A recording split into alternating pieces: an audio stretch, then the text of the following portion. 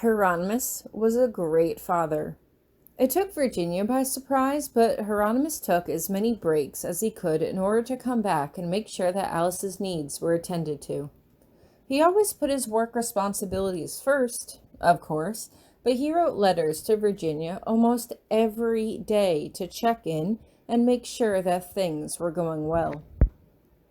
Part of me was a little concerned that Hieronymus would now focus all of his attention on Alice and leave me in the lurch, but he surprised me one day by telling me that he had taken an entire month off for sabbatical during the holiday season. At first I thought he was going to say that we were going to spend all of it in Shetlock with Alice, but he surprised me by taking me on a trip around the world. We visited so many cities in Europe, from Madrid to Florence to Amsterdam to Prague, and we ended it with a quick meeting with Marcus in Gallipoli to check in on him before we boarded a private yacht and spent a week just relaxing in the Mediterranean. Hieronymus told me that it was an extremely belated graduation present, but I could tell that he was appreciating the vacation just as much as I was. We had been together for so many years, and we had never had a proper vacation or even a real honeymoon together.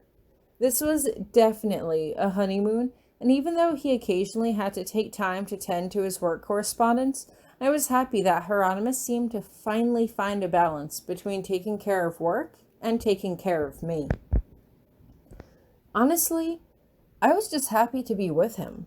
Since pretty much the first month I met him, I realized that there was nothing more I wanted to do than just spend every day of the rest of my life with him, and I was glad that Hieronymus felt the same way. There were so many times when things could have gone wrong, when our relationship could have ended, but we were finally together and happy and free of people like Potsdam and Aloysius who only stirred up drama to keep us apart. No, Hieronymus and I had both agreed early on to keep our social circle small, and that's exactly what we did. Beige became one of our closest friends since he could understand the pressures of being a noble better than anyone else we knew. We made sure to visit him once a year, at the very least, even bringing Virginia and Alice along when she got a little older. Although it was a magical kingdom, it wasn't technically in the other world, and so children were able to come and go freely. "Is that Alice?" Beige teases as we arrive for his annual holiday party. "Look how big she's getting." "What is she, 3 now?" "4, I say as I grin at him. "She is growing like a weed. I still feel like it was yesterday when Hieronymus and I agreed to adopt her, and now she's already babbling away." "She gets it from you, I'm sure," Hieronymus says as he leans over to kiss my temple, and I can't help but grin as Virginia rolls her eyes at Beige. "It gets worse every year," she tells him. "If you thought they were in love when we were at Iris Academy, it's only gotten worse. They can't go 2 sentences without complimenting each other. It's nauseating." "Well, hopefully the party tonight will take your mind off of it," Beige says, although he seems to be having trouble keeping a straight face. "Yeah, speaking of," I say, glancing around, "where's Becky? I thought she would be tripping over herself to see Alice again." "She's helping make sure everything is ready for the party tonight," Beige says, and I just tilt my head to the side.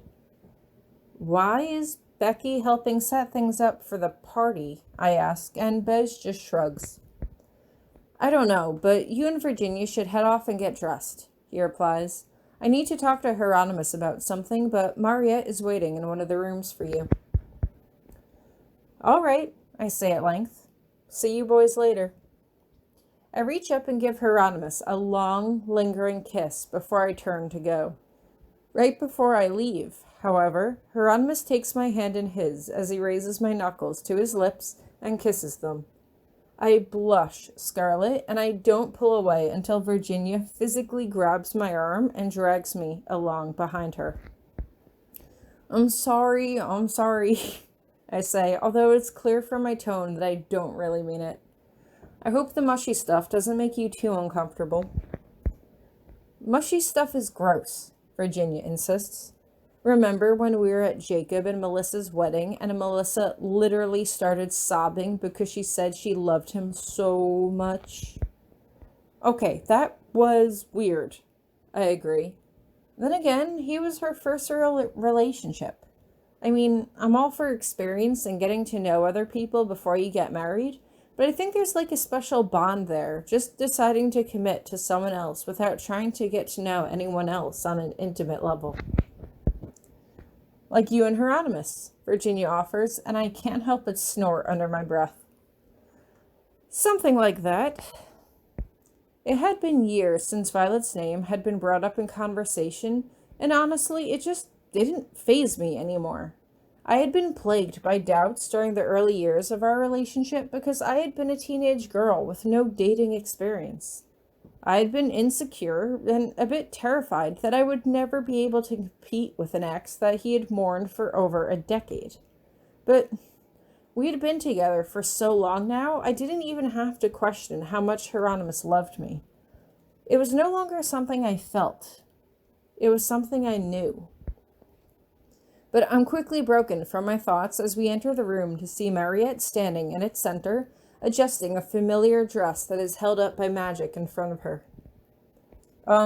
Mariette? I ask blankly. Is that my wedding dress? As Mariette turns around to face me, I can see that her eyes are misty as she rushes over to hug me. I hug her back before I turn around to face Virginia, who just gives me a small, embarrassed smile.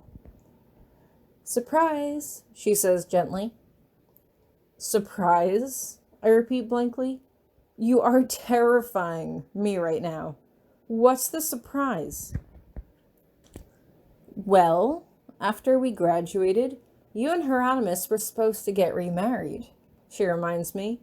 But then you got busy with work and we were taking care of Alice, and there just never seemed like a good time when we could get everyone all together to really celebrate your wedding.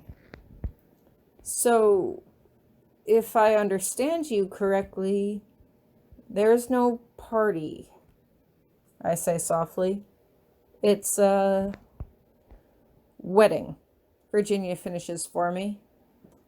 Yeah.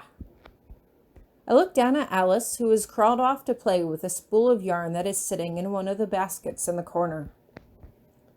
Hieronymous really put all of this together? I ask, mystified, and Virginia nods. Now's as good a time as any, she tells me, especially because I don't think I'll be able to travel soon. Oh? I ask as I raise an eyebrow. Why not? Because, she replies, looking back at Alice, my little girl is getting bigger. She's going to need some playmates soon.